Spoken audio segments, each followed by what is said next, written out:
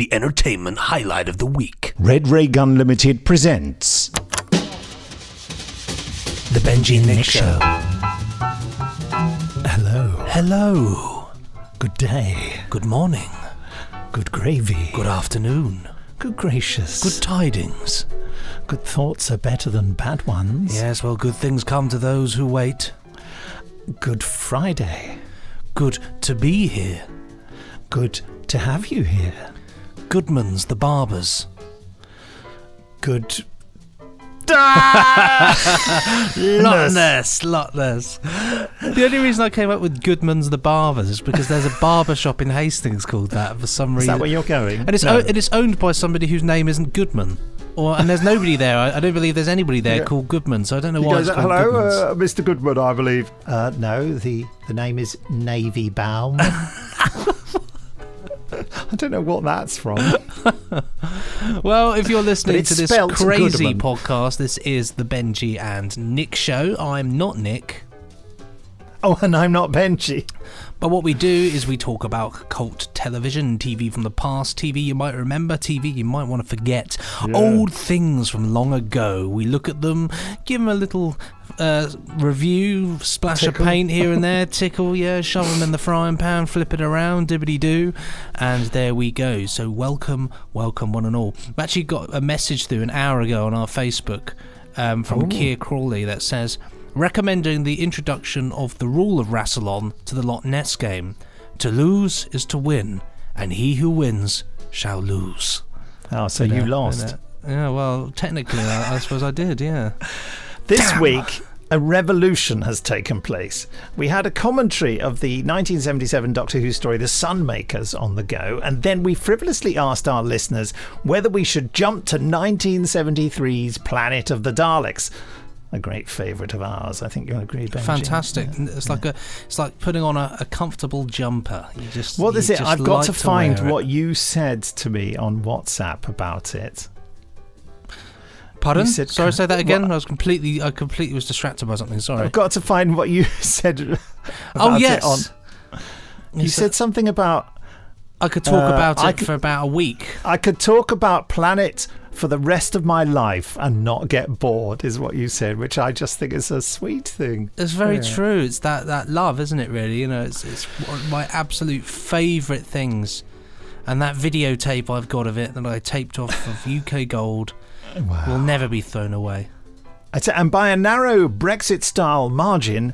everyone voted for it, for Planet of the Daleks. Well, by a narrow Brexit-style margin. So today we'll be starting a commentary of Planet of the Daleks. But unlike the Brexit thing, we're still going to continue with the Sunmakers. So you get both, you see. So I think we might have frightened people that we were going to stop the Sunmakers, and we're not, because that's a cracking story as well. Completely different style and era. One's John Pertwee, one's Tom Baker, one's a bit more sort of boys' own adventure, Planet of the Daleks, and the Sunmakers, a little bit postmodern, ironic satire on the tax system. Anyway, yes, two commentaries at once. Not literally though. Wouldn't that be hilarious? That'd just be too much, wouldn't it? It'd be like when you're thinking of something and then you have other thoughts in the back of your mind. It would be like like you just now when I was talking about WhatsApp and you were actually thinking about something else. Yeah, I was distracted by something that popped up on my screen, and so I was just completely dumbfounded by that. But no, we will be continuing with the Sunmakers. But how would you do two commentaries? How would you do them? Would you have like two screens and we'd both be commentating on both, or you'd be commentating on the Sunmakers and I'd be commentating on Planet of the Daleks? That would be so funny. We're both watching different episodes of Doctor Who. Just talking. What's happening on yours? Just like both wearing headphones and not listening to the other person and just talking over each other. Yes, but no, but this bit here, yes, yes. Well, but this bit here, of course, is walking into a room now. Lovely shoes. You could be like on the left-hand channel, I could be on the right-hand channel, and people could pick which one to listen to at any given time. It'd be like the silent discos you can go to, where you can pick which station you want. You know, it's a bit like that, but everybody is in the same place. All dancing to slightly different rhythms. Yeah, it's very clever, isn't it? Very clever. But no, so it might be an inconvenience to some people to have to take the Sunmakers out of your DVD player and replace it with Planet of the Daleks, but quite frankly, it's a hardship we are willing to inflict. After the commentary, we'll be trying to get in touch with our dear friend Jamie, son of Jerry Anderson. I hear a rumour that he's back from Miami. And he's now in Dublin. I think he's even back from Dublin. And now he's in Beijing. He went to London yesterday for no good reason. He had three important meetings set up. So he got on the train to London from Wales. Sounds like a good reason to go, surely. Yeah, halfway there, all three of the people cancelled. So he was then stuck on a crowded train going somewhere he didn't need to go to. That's a nightmare. What do you do in that situation? I suppose you just have to... Did he just immediately come back again, or did he hang around for a bit? Well, one of the people he was having the meeting with, as it were, a colleague, was going to be in London, so I think he spoke to them. Oh, well. No, I think he climbed out on to the top of the railway carriage. Sensible. And James Bond style got out a hang glider and went home from there. Well, that's practical. I mean, if that's actually what happened. He should have just hang glided there in the first place then. It would have saved himself some money, Goodness sake. The fool. The old fool. Before all that, in a few moments, we'll be reading out some of your emails sent to us, sent to podcast@nicholasbriggs.com. But first, let me just say this thing that I like to say. The Benji and Nick Show is proud to be sponsored by The Village Shop, the online e-store run by the Unmutual website, and Coit Media Limited, your one-stop shop for all things Prisoner, Danger Man and Patrick McGowan, including DVDs, Blu-rays, books, CDs, audio dramas, clothing, photos, homeware and gifts. New items are added weekly. Benji and Nick Show listeners can enjoy a 10% discount on all purchases by using the code LOCHNESS10 at the checkout. LOCHNESS10 is LOCHNESS10. All capital letters on the Loch Ness bit. No spaces.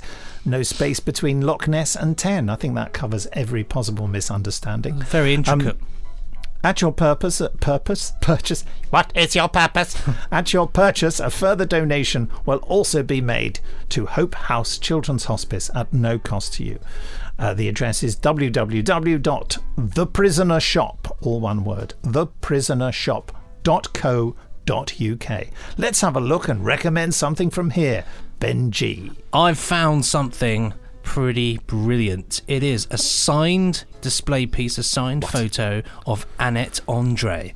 Oh, that's right. And you can Jeannie. grab that up there for £20, $19.99. Jeannie in Randall and Hopkirk. You're damn right. Yeah. The watchmaker's daughter Monique in The Prisoner. It's your funeral.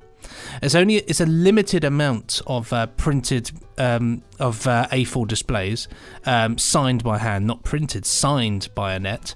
So make sure you get on that, because once they're gone, they're gone. And this is an icon of cult television, having starred in not just The Prisoner and Randall and Hopkirk, but a million other things, pretty much. Oh, God, yeah. She was really prolific in the 60s and 70s with TV work, wasn't she? So get onto that one. It's the perfect thing to put on your wall. Should we do the emails? Shall I read the first one? Oh, I think we should. Yes, go for it, sir. This one's very tantalisingly entitled War Films, and it was sent on the 19th of February in the year 0742. It's from Nick Ferraza, Good old the Nick. famous lounge singer. Dear Benji and Nick, good day to you, gents. Good Though not much of a World War II aficionado myself, I found your recent discussion on war films throughout the years very interesting, particularly in regards to how attitudes and depictions of the Second World War have changed over the years. To this end, I was wondering whether either of you were yet to check out Taika Waititi's new film, Jojo Rabbit. If you've not heard about it by now, I have heard about it. It's a film about a young boy named Jojo living in Nazi Germany with his imaginary friend Adolf Hitler. Like many of the recent war films you discussed, it explored the horrors of war, though unlike 1917 and Dunkirk, it explores these horrors through the veil of comedy and through the eyes of a young child who's slowly learning that his hero Hitler might not be the hood guy, I think you mean good guy, everyone claims he is.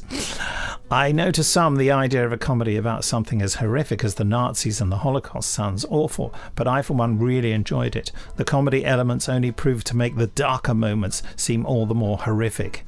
And boy, are there some dark moments in the film. If you've not seen it yet, I highly recommend it. It should be out on home video sometime soon if it's not already out by the time you read this. I'd be very interested to hear your thoughts about it, considering your love for all things war film related. On a completely unrelated note, might I suggest the TV show Monkey, aka Monkey Magic, for a future episode? It was one of my favourites as a kid, and I'd love to hear your thoughts about it. Regards, Nick Ferraza. Have you seen Jojo Rabbit? I've not. I've a lot of people have told me to see it, and so it's definitely on my list. I think it's on Netflix now. I think. Is it really? I think. I don't know. I don't think it is. But I'm certainly keen to watch it. Obviously, anything war related, I find interesting. It's great when when you talk about comedy combating horrors. I think that is something that's. It's a strange combination, isn't it? But sometimes when things are, so utterly horrible, laughter is the only tonic. It doesn't cure something and it doesn't make it better, but it helps us to. I think it helps us to understand in a sort of strange, warped way. I mean, I have seen the trailer, and I thought, what? I didn't know what to think of it. And then I saw the title of a review in The Guardian, which I haven't read, which said Jojo Rabbit is not funny. So I thought, was that effect? So they didn't get it, but it won some awards, didn't it? And also, I don't want to ever talk about Monkey because I hated it. Never seen it. Have no memory or knowledge of it. Look it up. Go on, see what it's about. Oh, that. Yeah. Oh, yes. I was the wrong age for it. I was too old and not prepared to put up with bad dubbing of over-the-top adventures. Well, it was very big. People loved it, and it sort of had a resurgence when they repeated it as well. What year was it? 1978 to 1980 it ran for. Yeah. Well, there we go. You heard it from the Briggs there. We got another message here from Ursula, sent on the 20th of the 2nd, 2020, in the year 1755. Fantastic year, that one. I remember it well. It says here, "Hello, gentlemen. I have a Doctor Who related question for you that crossed my mind this morning whilst trying to fall back asleep during the wee hours after interrupting a loud discussion between our cats." Yeah, I've been there before. Not with your cats, but I've had cats, and they get quite heated, don't they? Are Gallifreyans immune to the Blinovitch limitation effect, or is it just Time Lords?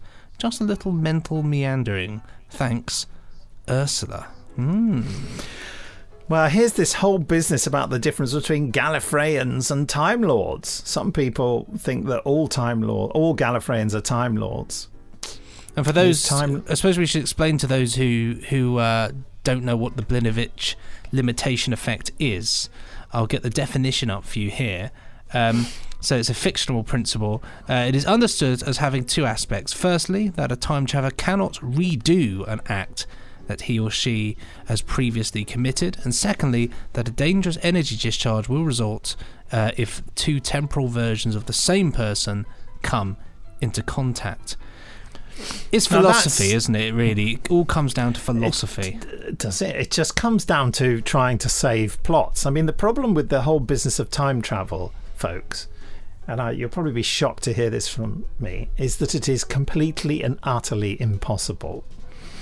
And so explaining a time travel story becomes impossible because you come up against these impossible things. And they put I think Barry Letts just whacked the Blinovitch limitation effect into Day of the Daleks to try and get out of the whole problem that surely they could just go back and keep trying to assassinate Sir Reginald Stiles. Sir Reginald Stiles. Yeah. I'm talking in a lot of detail here. Anyone who's not a Doctor Who fan is going to be a little bit at sea. In Day of the Daleks, Sir Reginald Stiles allegedly caused World War III, which then weakened the Earth and allowed the Daleks to invade. That's the idea. And so but the people. Yeah, so people from the future are coming back to kill Reginald Styles so that he doesn't cause World War III. They have, of course, got it wrong and find out that it's them who caused World War III by killing Sir Reginald Styles. But anyway, the idea is that they can't keep coming back. They have to try once to kill him. They can't keep coming back and killing him, you know. This occurred to the producer Barry Letts and Terence Dix during the script editing process of Day of the Daleks, where they thought, well, if they can travel in time, can they not just keep giving it a go until they get it right? It's also as well, isn't it, is that you can't travel back into your own lifetime as another aspect of the Blinovitch limitation effect. No, not in Day of the Daleks. Not in Day of the Daleks, but it's... Well, where else is the Blinovitch limitation effect? I can give you a comprehensive level of things here. The effect is next mentioned in Invasion of the Dinosaurs, where the Third Doctor states it tends to limit research into time travel. The novelisation then also reveals, as well as the TV show, that Blinovitch was a great bear of a man in Russia who had reversed his own time stream, reverting to infancy. It is then mentioned in Mordrin Undead, but there it is not a scientific principle that prevents people from redoing their actions. Rather, it's a physical effect that occurs when two of the same person from different time periods make physical contact, resulting in an energy... They actually said Blinovitch limitation effect. Yeah, there we go, you see. Mordrin Undead. It's mentioned... No wonder I didn't remember that. The Doctor appears to show sensitivity and resistance to temporal distortions in The Time Monster. Allegedly, City of Death apparently as well. He does, yes. And then it goes on about the new Virgin adventures, and we could just go on forever, quite frankly, couldn't we? But it's an interesting one, you know. It's just time travel philosophy. Can you, should you, and could you? But I don't know. Is there a difference between Gallifreyans and Time Lords? A lot of people think that all Gallifreyans are Time Lords. Well, Time Lord is completely different to the biological makeup of being a Gallifreyan, isn't it? Well, that's an opinion. I don't think that's actually been established anywhere in Doctor Who. It's an interesting one, actually. Again, we could think about that forever, but would we get anywhere, really? I mean, do Gallifreyans all regenerate, or is it only Time Lords who regenerate? Well, that is very true, and of course, and it's been proven that Time Lords can give regenerations to people. They can give you more or extra regenerations, and control the conditions of it. So that would argue that it is something they have control over. I'm going to say something annoying that will make people throw things at this podcast, which is it's just all made up and they change it whenever it suits a story, don't they, really? Well, that's it. You know, if I was to get the job on Doctor Who, I could just completely disregard it, change it, or do anything else, as could you. Yeah. We could say that the Blinovitch limitation effect is actually a really, really popular sandwich filling that you can buy from W.H. Smith. Definitely. Oh, my son was so excited at the prospect of buying sandwiches from W.H. Smith's yesterday. He went, we can get a W.H. Smith sandwich. Well, I don't think anyone in the history of W.H. Smith has ever been that excited. It's because he wants plain cheese. He was very excited. Yes, we just remortgaged the house to get one. We gave him a second one today. He was very excited. That's the simplicity of my son's life. Well, you know, there's not a lot to be said for just cheese. I think that's what it says on the... It does, yeah. You can get a just ham one as well. I'm partial to a good ploughman sandwich, and I love a tuna sweet corn one. Even better if there's no sweet corn. So just tuna. Well, you know, if there's just tuna, I'll always take that over tuna sweet corn, because the sweet corn is like a mixed bag. You're either in the mood for it or you're not. You know. That's the difference. You sound like you're not often in the mood for sweet corn. Well, it depends what I'm doing, doesn't it? Am I in a mood for sweet corn? Maybe. Am I right now? No. I don't like corn on the cob. Oh, I like corn on the cob. It just gets stuck between your teeth. That's true. It drives me mad. I tell you, the thing that always puts me off sweet corn for at least a good couple of months is when I go fishing and I have to use sweet corn to lure the fish in. Because then you get fed up with how it smells. You get fed up with how sticky it is when you have to throw it. Fish like sweet corn? Yeah, throw out some sweet corn. Fish go for that. Good Lord. I didn't know They love a bit that. of bread, a bit of sweet corn, a couple of maggots, you name it. They'll have a lot. But I did have a fascinating contribution to the whole Time Lord thing debate, but no idea what it was now. It's been sweet corned away. But yeah, it's all just down to what people decide about the fiction of it, really. Oh, I know what I was going to say. In a Doctor Who Unbound Big Finish story, which deliberately broke all the rules, so it was not canon, I introduced the bogus, erroneous theory that when a Time Lord committed suicide, i.e. deliberately brought about their own death, for whatever reason, it made them change gender. That's interesting. Yeah, and that then got quoted in an article in The Guardian about, as though it were the truth about Doctor Who. Thank goodness that got forgotten about. Sorry about that, folks. It was just meant as a sort of really sick, bad joke. I'm very embarrassed about it. Anyway, here's an email called Note from Neil Allen to your Facebook page, the Benji and Nick Show Cult TV Podcast. And that was sent on the 16th of February. In the year 1832. Hi, Nick and Benji. Thanks for reading my email last week about Tightrope, the brilliant 1970s ITV kids show. Have you seen it yet? Not yet. Haven't had the time. What's the matter with you? There's always time for Tightrope. It really is a great little show with some of the best opening titles ever, anyway. I watched the BBC version of Tinker Tailor Soldier Spy a few times. I have watched the BBC version of Tinker Tailor Soldier Spy a few times now, and it always holds up with Alec Guinness on top form. Apparently, he wanted to walk out on filming as he couldn't find the character of Smiley. Was in the script, I think. Only finding it with the glasses. I didn't realise there was a follow-up until recently. Yeah, Smiley's People, I think. Yeah, Smiley's People. And I'm halfway through again. Guinness is on top form with great supporting cast, including Doctor Who's Beryl Reid this time, not fighting off Cybermen, but running a dog's kennels. She's also in Tinker Tailor Soldier Spy, actually. Would you guys consider covering it for the podcast? Yes. Thanks again for a really wonderful and warm podcast. P.S. Nick's description of his time in an Isle of Wight school sounds like something out of Children of the Damned, and with all these island kids chanting Mainlander in a circle around poor little Nick Briggs, with his target copy of Death of the Daleks his only protection against their evil island ways.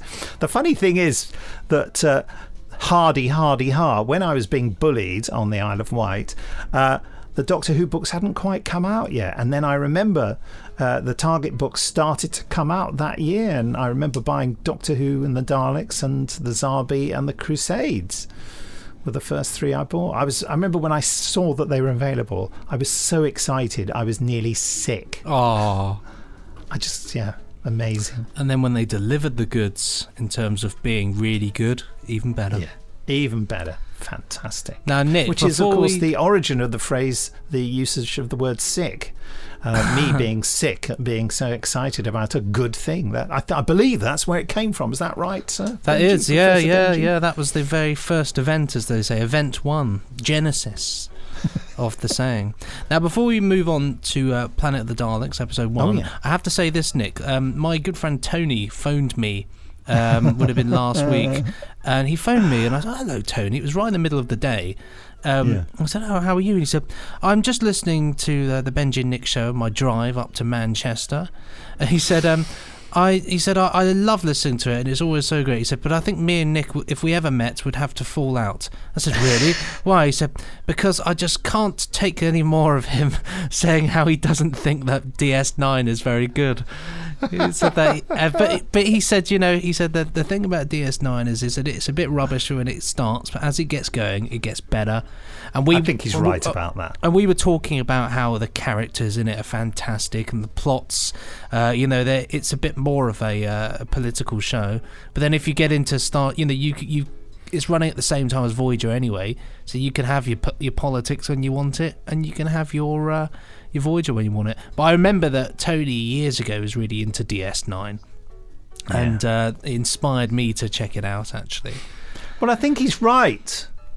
It does get better, and also, as if to back Tony up, while I was on the train to London on Monday, there was a man sitting next to me watching DS9 on his computer. I thought, well, clearly it's just, and it was from one of the later episodes when it was much more. And it does get better later, and I have seen some of the later episodes. Just to counter that, I noticed, literally, no word of a lie, as we were talking about this, an email came into the podcast from Laura Valensky, which I won't read out, but she's basically saying... she agrees with me. I see the word boring associated with DS9 and saying how much she loved Enterprise. Anyway, but we'll read that out next time. But isn't that funny? That's funny. See, so many DS9 coincidences. But seriously, Tony, I'm really sorry if my views are offending you. It is annoying to hear smug pillocks in podcasts going on about, no, this is my opinion. It's fine when it's your opinion, but if it's not your opinion, you're just thinking, oh, shut up. Get out of my ears. Go away. Yes. No, it's like an annoying fly. That's the nature of fandom, isn't it? But then, I was watching an episode this week. I watched Move Along Home from Series 1, which is one that everybody just keeps saying is terrible. They keep saying it's dreadful, and that is an awful episode. I thought it was brilliant, and I don't understand why people don't like it. What's it about? It's basically that Quark gets embroiled in a game in which all of the characters in the game are the main crew of DS9, so the captain and that. And basically the idea is that he's got to gamble. Commander. He's got to get them through it. And will he take the gamble of an easy game for less winnings or a hard task? But it was just really interesting. It's like solving puzzles, but obviously he's gambling with their lives. I thought it was really good, but apparently everybody singles that out as a terrible episode. So I must say, I'm getting quite bored just hearing about it. Yes, and then they erect a very large shed in the middle of the bar and paint it a sort of mauve. Oh, that's nice. Yeah. With a raffia base. Should we do Planet of the Daleks, which interestingly on BritBox, as the picture for it, they've got a picture of the Doctor from the Sea Devils. They really need to get their act together, don't they, with this nonsense? Yeah, they've just sort of posted a generic photo, haven't they, really? Yeah, whereas the other ones have, and for the whole season 10, their picture is of the Doctor and is that Codal? I haven't clicked. Yes, it is. Taran. Yes, no, it's Taran. It's Taran there. Yeah, when they get at the end of. Yeah, dressed in their Spyridon skins, where the Dalek goes, emergency, do not move, alarm. There's definitely a trend here, isn't there? That the covers that exist for them are mainly for stories that whoever makes the covers likes. Yes. We'll have the cover for that one up from the DVD. That's nice. Invasion of the Dinosaurs. Are you mad? Don't bother. Just have a picture of the TARDIS's window. Yeah, so if we just press Planet of the Daleks, it should sort of start immediately, should it?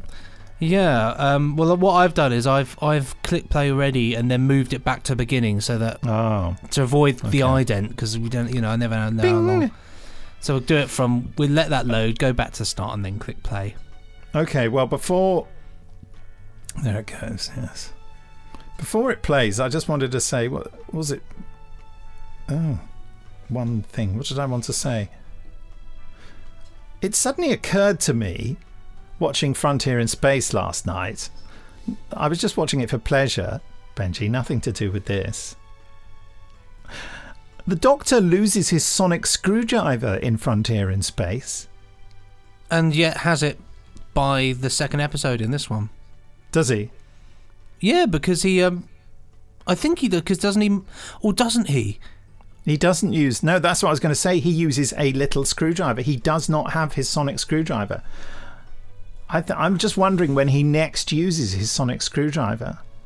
That's a very, very good point. It gets lost. I know that he says fancy hanky. Fancy hanky. And he's clearing out his pockets. Yeah, no, that is very interesting. Yeah, he doesn't use a sonic screwdriver in this story. This calls for a Google. There was something else about Frontier in Space that really leapt out at me, and I now can't remember it. It's really annoying me. There's going to be some boring person that's I know. Singling out every appearance of the sonic screwdriver, isn't there? This is really dull, all right? You know how the Doctor, twice in Frontier in Space, climbs outside two different ships, which obviously they just use the same ship in the Ealing Studios, in a spacesuit on... awful wires that you can see. You know that? Yeah. Well, when he does it the first time aboard the Master's stolen prison ship, he has a black space helmet. And when he does it the second time aboard General Williams's ship, he has a silver space helmet. However, when he returns into the first ship, the Master's prison ship, from being outside with a black helmet, he is wearing the silver helmet that he later wears when he goes outside General Williams. For goodness sake. And I thought, why is he wearing a silver helmet? And then lo and behold, the next time he's in space, he's wearing a silver helmet. It's an error. They've not thought that through, have they? They thought, who cares, quite frankly. Can I just say something, Nick? Yes. Yep. Says here, however, so the Doctor lost the sonic screwdriver and it was never recovered in Frontier in Space. However, the Doctor had a spare aboard the TARDIS, which he made use of in the Dalek base on Spyridon in Planet of the Daleks. So he did use a sonic screwdriver. I wasn't mad. Where did he use it, though? I don't know. It's just what it says here on the main TARDIS fandom page with a thing. I'm sure it is when he's doing all that. I think he gets it out of his pocket but can't use it and sort of puts it down with other stuff. Well, it was never established there was a spare in the TARDIS. That's just an inference. I'm sure that probably is, but it's probably... He never says, there's a spare in the TARDIS. But it's probably glossing over the fact that it was lost. You assume because that I was thinking spare. It might be something outrageous, like he doesn't use it again until Death to the Daleks or something. Because I don't remember him using it in the Time Warrior either, when he has to do a lot of jiggery pokery. Yeah, it says, yeah, I don't know. I mean, let's have a look. It'd be good if there was just a complete list of its appearances, and then we've got lists of people. Yeah, but anyway, that's what it says. So we must get on with this, mustn't we? Yes. You ready to press play? Always. Okay. So 3, 2, 1, and we'll press play on 1. Okay. Okay. 3, 2, 1. There we go. Lovely. One of my favourite title sequences of all time. Diamond in the middle, is that the Doctor wearing a cloak? Do you know what? I've never actually entertained that idea. I doubt it, but who knows? It occurred to me it might be. I love everything about logo. this sequence, though. It's just gorgeous. I love that twirly thing. We're going into so much detail. Now, it's such a shame, isn't it? It's Roger Delgado's last appearance as the Master, and it totally got messed up at the end of Frontier in Space, didn't it? Do you know why? Yeah, I don't know why, but I know that it did. Where did he just sort of... the Doctor gets shot, there's a really bad edit, the Master seems to just fall back, and that's the last we ever see of Roger Delgado. So it's sad, Awful. really. It's not the best. I mean, it wasn't planned in the first place that he wouldn't come back. Just unfortunate that with what happened to him, the poor chap. But this section, this was all filmed in the Planet of the Daleks studio session, wasn't it? And that they edited it on to the end of Frontier in Space. Oh, I love the noise of the telepathic circuits. I had to. They featured in a Big Finish, and so I had to replicate the sounds from scratch. I couldn't resist. I wanted to do it. Is this the first time the telepathic circuits are ever mentioned? I assume so. Yeah. Here's the IKEA bed set. Yeah. You pan to the right, and there's a bit of the control room you've never seen before. And the TARDIS control room's looking much bigger than it had been. It's absolutely huge here, isn't it? Absolutely huge. Not quite as big as it... Well, this is probably the same setup as was in the Three Doctors, isn't it? It's the Three Doctors marvellous set, isn't it? I suppose, yeah. Ooh, that hurts. I think Pertwee's really good at being ill. You know what I mean? You feel quite distressed for him. He looks so weak, doesn't he? Well, I suppose looks very old. He's so full of life, and he's got such a sort of elastic face that when he's not, being as he is and in control, I know exactly what you mean. Now that camera angle right up his huge nostrils. That looks like a teleportation thing at the other side of the TARDIS, doesn't it? I've never worked out what it is, but I always love the effect that it's reflections on the floor and the wall. That's what it's there for. As the iconic model shot. I'm assuming that model shot was done as part of the model shot for the TARDIS nearly colliding with the Earth cargo ship. 100%. I'm sure.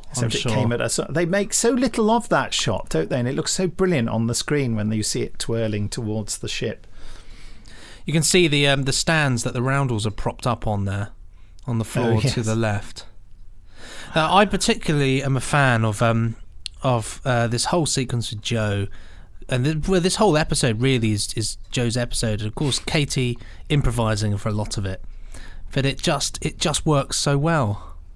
Which are the improvising bits? I can't remember, but I recall her saying that a lot of it she was improvising. And yes, I remember seeing there was a bit. Oh, that bit in Frontier in Space when she's meant to be talking to the Doctor and he's outside the spaceship, and she's talking to the Doctor so that the Master thinks that he's still on the ship. And she's going, and you know, the Master, he's not that bad, you know. I mean, he's always doing things, isn't he? And then you come along and, and you think, that's Katie Manning making that up, isn't it? It was just like that bit, what was it? And then I got rescued by this floating bowl. She just says, by a bowl. Yeah. Oh, we're landing. That old Patrick Troughton echoey TARDIS. Incredible they're still using that noise. I think a lot of it just comes down to, I will use this one today. How are you feeling about the recording thing she's using? Well, it's a cassette tape, isn't it? Let's not beat around the bush here. I use that. Lucy Miller uses that. She says it looks like an old cassette tape thingy, and she uses it to record her messages for the Doctor. That's hilarious, isn't it? It's funny because it comes out of nowhere, doesn't it? Yeah. What's happened to your John face? Pertwee said, "Who's sure you want to put it?" I reckon that's real ice as well. I think they got that from a freezer and sprinkled it on his face. Do you think so? Yeah. That's terrifying, isn't it, when he opened his eyes? That's very Wurzel Gummidge, isn't it? I've got my Doctor head on.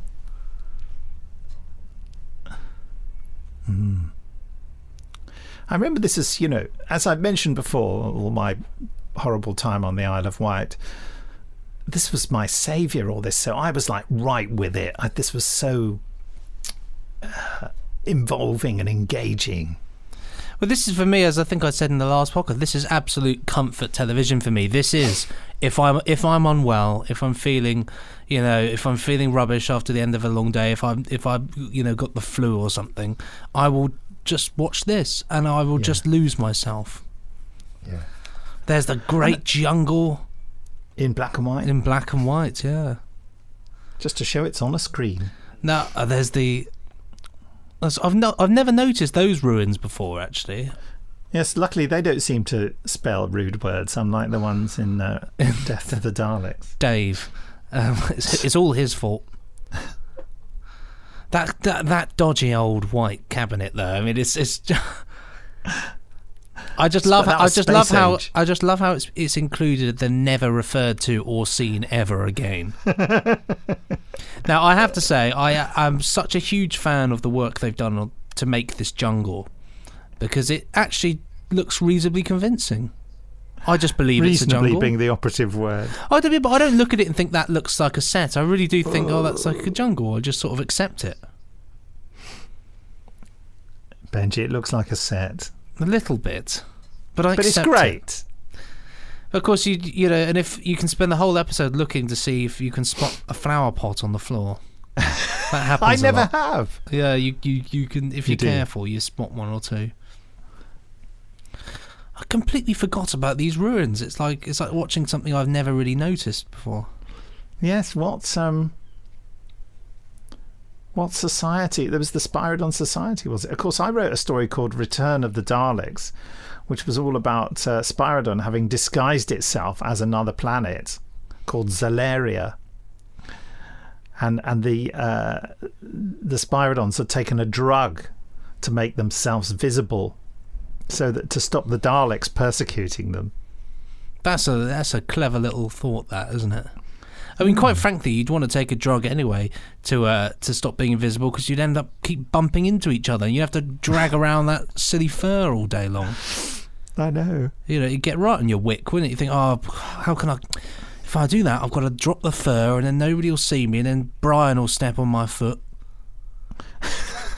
Of course, this whole Jungle Planet and Invisible People thing is something that Terry Nation did before. That's when it looks like a set. Yes. Well, when the light goes up and you can see the back wall. I love the way she's wearing gloves in a jungle. Yeah. So the one place I don't know if you would wear it. I'm Isn't struggling it so watching she this can have the recording. reveal moment. It's colour me crazy, but is this the DVD restored copy? I've no idea. Or not? I don't know. The quality looks a bit dodgy, but I don't know. I don't know. I love her coat. It's real sort of Frank Marker jobby. Well, it's so that nastiness can show up on it, you see. Absolutely. It's a light colour coat, so you can see a horrible... We've all lived in accommodation where the walls look a bit like that, haven't we? As a student in the 80s, I certainly Scratched up, scraggy old... Oh, they look ridiculous. They always do, though, don't they? I like the eye plants. I like the concept behind them, but they don't work, do they, really? Yeah, it's like a sort of... It's like a Dalek, aren't they? They're like mini plant Daleks. I think that's Terry Nation thinking, well, let's make the plants look like... I bet he puts in never the script, thought about they look that. a bit like little Daleks and make people think, oh, it's the Daleks underneath the plants. I've never thought about that. That's very good. If it happened in modern Doctor Who, that stories would leak about it. People say, look, they've got the Daleks wrong. They're just really tiny and look like plants. The Daleks have become plants. Plant of the Daleks. It's like Planet of the Daleks with the typographical error. Planet of the geraniums. Look at those flares. I remember wearing flares like that, mate. Gosh. I wish I could wear flares like that. I'm sure you could. I rock. And that's the moment. That's it. Oh dear. Don't wipe it on your butt. That's what I was going to say. The last place you want fungus to be. What's the first place you'd like fungus to be? In the bin, I don't know. I remember when my son met Katie Manning and he was all very shy, and then we made a joke about he'd just seen this, and I was saying he didn't like seeing the bit when she got the fungus on her hand because he thought it looked like poo. Oh. And so he really hated it, and I said, this is and he hid under the table in the train we were on, and Katie being Katie, most people when a kid hides from them because they're too shy, they just leave it, but Katie got under the table with him. and she was going on about, yes, I'm the lady with the poo on my hand and everything, and he ended up having a fabulous time. She is wonderful, though. I absolutely love Katie, and I love every time I see her. She's always just so lovely and friendly and funny. Yes. You know, she's one of those, she makes everybody's day around her, which I think is nice. She's a bit of a handful, and she'd love that. She's adorable, though, and I do love her to bits. Absolutely. She's never backward in coming forward. One of my favourite humans. There we go.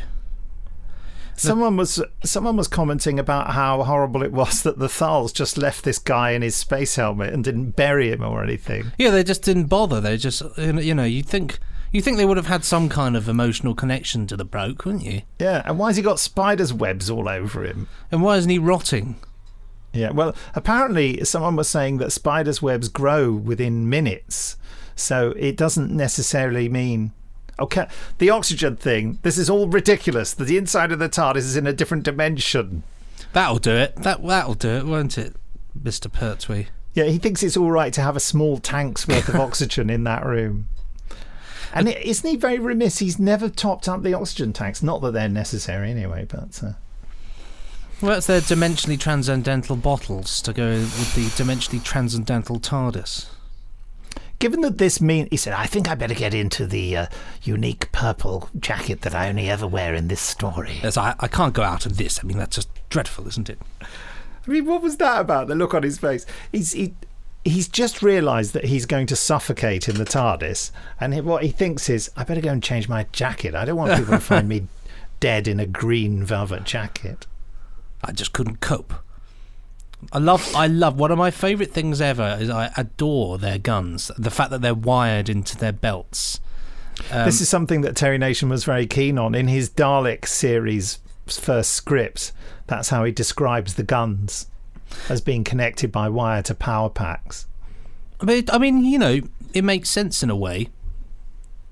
You know, I think this is one of my favourite stories for kind of old tech. Like, look at those spaceships. It reminds me of spacesuits. The spaceship as well. Right. As well as that, the where they are. It looks like a space caravan. But it reminds me of when I was a young lad, and at my primary school, somebody built a spaceship set for us all to play in, and it always reminds me of that. It's just a lovely little twee ship. There's no such place as Earth. Of course, those spacesuits can be seen for many years over the BBC, occasionally appearing in things. Yes. Well, it appeared in Doctor Who again, didn't they? I believe so. When some of the prisoners in Destiny of the Daleks wearing them. I can't remember off the top of my head. I know that I've seen it in lots of other things. I think one of them was wearing a draconian costume as well. Yes, I believe you're right. That'd be a good cosplay to do, wouldn't it? Why don't we get more people? Why don't we get a team of people coming dressed like that? That'd be fantastic. Very hot. Yeah. What, like 100 Thals? Yeah, all marching along with their power packs. Now, do we reckon all the Thals are wearing wigs, or did they have their hairs dyed? I think their hair has been dyed. Has it really? I wonder. Do you think? It looks too... Yeah, it looks too... I don't know. When you look at them, they don't really look like wigs. They sort of sit like normal hair. Fair enough. What do you think? Yeah, I think you might be right. I think Prentice might be wearing a wig. Do you think? What's to distract from his acting? Look at it wobbling around. That's why it's the space... Look, there's a sink there behind them, it looks like. Yeah. I mean, it is meant to be wobbling, isn't it? Because when the Spyridon comes in, it shakes all wobbling around, yeah. And that's them doing it on purpose, isn't it? Oh yeah, as they get out of it, it wibbles. Do you think they were actually inside there? They weren't they? I think they were. Well, maybe I don't know. You think it's a continuation of the same set? I think it might be. Interior, I think it might be open on one side, have places to the left of this shot where they can film through. Gosh, I'm looking at it afresh now. Which is why it's being shot on the outside, is why it's being shot from the other side. Yes. Is that a telephone? It's moving. So it looks like an old trim phone, doesn't it? Yeah.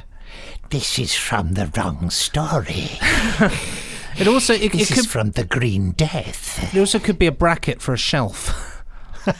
I was thinking of putting a shelf up. A place to put your books. There's the sleeping bag I've thrown on the floor. How many Spyridons are in there, do you think? Just the one, I always think. Yeah, just the one. Spyridon Untidy. Brian the Spyridon. I love the way they keep talking about them, because we can't mention the Daleks, even though the name is in the title. Yes. I like the idea that the Doctor later just forgets the place is called Spyridon and just calls it Spiridon. What you mean, Sylvester? Sylvester calls it Spiridon, yeah. I know he does. I remember wincing at that. Well, because no one told him otherwise. Spiridon. It's always potluck as to what Sylvester's going to say anyway. And then, of course, when we got to Asylum of the Daleks, Oswald had to say Spyridon. And I remember saying to the continuity guy, don't forget to tell Jenna, is that her name? Jenna Coleman, yeah. That it's actually pronounced Spyridon, as in spider, and he made a note on his script. That's good. Yeah, and then she said Spiridon. And they didn't care. Yeah. Classic. Classic. I thought, well, that's the last time I try to help. Although that is a rule in TV, don't try to help because no one is interested. Perhaps it is called Spiridon. On two separate occasions now it's been called that. Maybe we've got it wrong. This whole 6-part story set on Spyridon, that's the thing that's wrong, not just the few casual references to it. Why does he just great in that, doesn't he? He does. I mean, it's quite a slim jacket. That I've worn it. As yes, you have. The great photos of it as well. I wore it in Peter Capaldi's trailer on Doctor Who after he'd worn it. He said, "I think Nicholas would like to put this on," and he was right. Yeah. Thing is that we got it on the set of Peter Capaldi's final episode. It's hanging up in the TARDIS. Did it have any relics from the filming? Bit of old dried. No. Mark Gatiss had bought it at an auction. He said he went mad and bought it once. I think he said it was one of the most expensive things he'd ever bought in his life. So worth it, though. So worth it. If you're a fan, There we go. Yeah, you think, the fact that the Doctor changed his... Oh, look at that. You can see the inside of the TARDIS there. The fact that... Yeah, they leave the doors open. You notice that? They leave the door... It's like Death to the Daleks when there's an Exelon left inside. I bet there's a whole gang of Spyridons walking around in the TARDIS. They probably have loads of fun. People will be hanging around and they'll come up and whack you around the head and you won't know what it is. What's that? Ouch! I'm going to steal the Doctor's pencil case and hide it. Are you happy with Dudley's music in this? I love it. It's fantastic. It's one of the real sad points is that we don't get to hear it isolated. I remember one of the only times we hear anything from it, and I think it's recreated, is from the Worlds of Doctor Who, when you have that they have the jungle ambience and then a bit of Dudley music. And is it music from the... Oh, it's that chin yeah bit, isn't it? Yeah, but I think it's re-recorded. I don't think it's nothing from this exists, I don't think. Problem is, he's holding that gun with his glove on now, so presumably then, if he holds the gun with his naked hand, he'll then get the fungus on him. They've not thought this through, have they? Now, all this business about Dalek history, the idea is that the first Dalek story happened a long time ago. He said in our legend, you see, so the Thals become a space-going species long after the events of the very first Dalek story. But in the first Dalek story, the Doctor wiped out the Daleks. So, I suppose the technology within the Dalek city by that point in that story would be open for them to utilise. Yes, I know, but what happened to the Daleks? Because they were all wiped out in the first Dalek story. Well, presumably they weren't. Presumably that wasn't all the Daleks. But it was. Do you see the point I'm making? Is that in the Dalek invasion of Earth, the Doctor says that his first adventure on the Dalek home planet was sometime in the future. So it's like the final end of the Daleks, whereas this we're saying it's in the past. Well, it can only be that they somehow survived, or time travel, the Blenovich limitation. I don't know, Nick. I know you don't know. I'm just pointing out. Do you know? No, I don't. It's all a complete mess up. It's called not really knowing what on earth they're talking about, is it really? I mean, are they saying in this story that there are no Daleks left on Skaro? Because if you're Thals and you live on Skaro, which these Thals clearly do, how could you share a planet with the Daleks? Is that they're just round the road. They're like noisy neighbours, the Daleks. I think that must maybe they did it. They left the planet. And who did? The Daleks left the planet to do invade somewhere else. I don't know. I mean, it seems silly that they wouldn't keep their base on their own planet. And yet they're back on their own planet in Evil of the Daleks, aren't they? And that's meant to be the last Dalek story as well. We're making it clear here that the continuity of Doctor Who makes no sense whatsoever. But the beauty of Doctor Who is somebody will sit down for weeks and weeks and weeks and weeks and work out how it works. Well, make up some rubbish that doesn't actually make sense in a different way is probably... I mean, let's open a tab. Chronological Dalek timeline.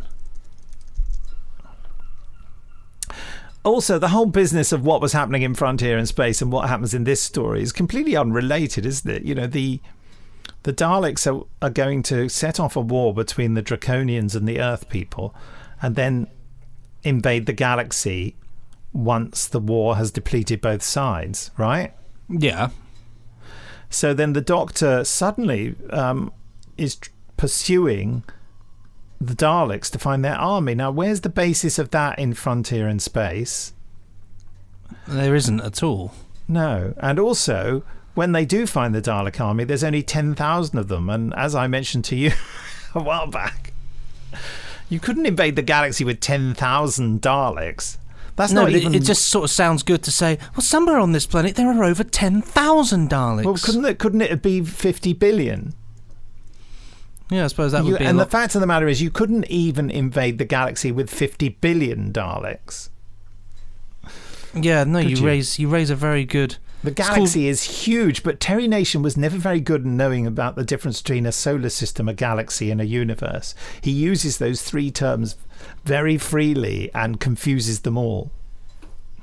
And admittedly, I wasn't very aware of it until a dear friend of mine, John Ainsworth, took me in hand and nailed those concepts into my brain. I said, no, a solar system is a small system with one star and planets going around it. A galaxy is a collection of loads and loads and loads of star systems and is bigger than you can possibly imagine. And the universe is all the galaxies, which is just becomes unfathomable, beyond, isn't it? You can't even comprehend that. But, you have that whole business in the 60s Dalek stories with the Daleks about to conquer the solar system, stroke the galaxy, stroke the universe. Anyway, sorry, you wanted to talk about Planet of the Daleks. Well, I was just going to say one thing, that on this particular page of timeline, they placed the Dalek invasion of Earth, Daleks master plan, and then Big Finish stories before the TV story of the Daleks. And it then Daleks! There's the moment. Oh, great. There you go. And they never really go back on that climax, do they? We don't see the awful CSO Dalek. And here we go. It says here, the Daleks, 500 years before the Neutronic War, not the 1,000 Years War, and generations before Planet of the Daleks. So the Daleks is before Planet of the Daleks. And Planet of the Daleks pops up later on. So Dalek Audio, the Dalek, Death to the Daleks, the Dalek Conquests, Frontier in Space, Planet of the Daleks, Enemy of the Daleks, etc., etc. So this takes place within the Dalek Wars, apparently, after all of that. So confusing. Yeah, it doesn't though, does it? They've just made that up. Well, quite. Quite. It's all made up, so don't worry. Yeah. Well, there we go. That was episode 1 of Planet of the Daleks. Absolutely love it. Like comfort telly. Feel like I've just had a really nice cup of tea. Oh, that's gorgeous. It's just the nicest thing. So I'm very happy about that. I have to exert such control not to watch all the rest of it. It automatically came on to episode 2, and I was like, I could just enjoy this. I only watched it a couple of weeks ago. Me too. And then last night, I was watching Frontier in Space. Just ridiculous. Just think the next episode we get to hear that great music, when they're inside the Dalek base and goes down, down, down, down, down, down. Then you've got the horns, and then the doors go.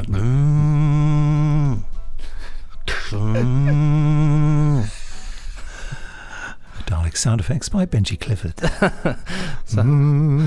You have to. Nick understands because I saw him do it. You have to jerk your head to get that. That reminds me about that ear rumbling thing that was online. Yes, that's correct. Yeah, weird, isn't it? Really weird. Do you want to explain that to the listeners? Yeah. So basically, something that I've always just been able to do my entire life is if I'm doing it now. If you tense your face, you can make a sort of rumbling noise in your ears. And apparently not everybody can do that. I can certainly do it. Nick can do it. It seems that more people can do it than those who can't. From what I can get, is that you're actually more special if you can't do it. But it's interesting, isn't it? There seems a lot of people.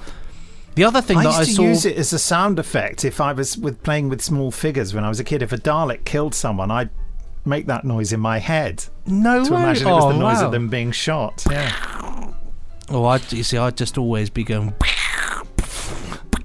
And also, I'd make my eyesight go out of focus as well. Oh yeah, I used to do that. So they sort of like blurred and died. Yes, go on. You were going to say? I can't remember what I was going to say now. The beauty is when you get older, your eyesight just gets blurred anyway. So then you can just live the dream. I'm afraid so, and your hearing gets worse. Shall I phone Jamie Anderson? I think you should. I think it'd be rude not to. Jay Dizzle. Okay.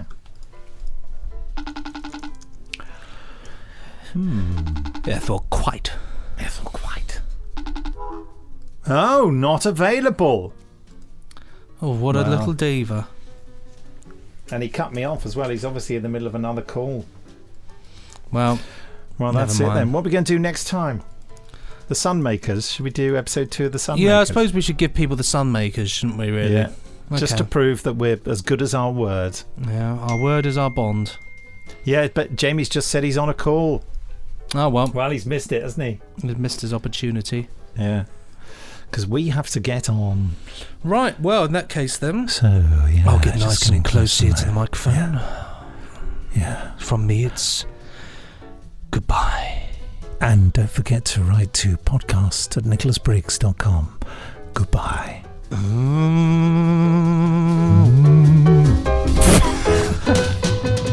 Pressing stop now. Good shot.